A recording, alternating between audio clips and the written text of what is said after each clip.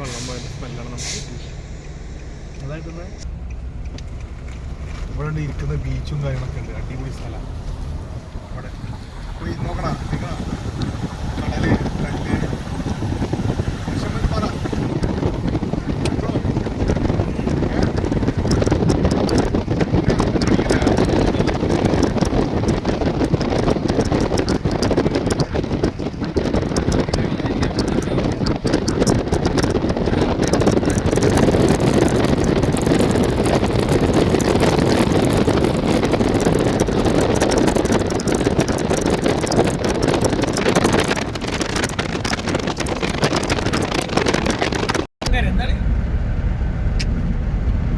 അയാളിതുപോലെയല്ലോ fibre വണ്ടി ഓടിച്ചുകൊണ്ടിരിക്കുന്നു. ഞാൻ അതിലൂടെ നടന്നുകൊണ്ടിരിക്കുന്നു.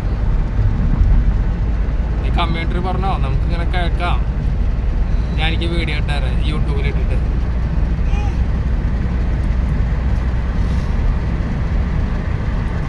എനിക്ക് ഫോളോവേഴ്സ് ആരും ചേടാ, അതാണ് മെനക്കെട്ട്.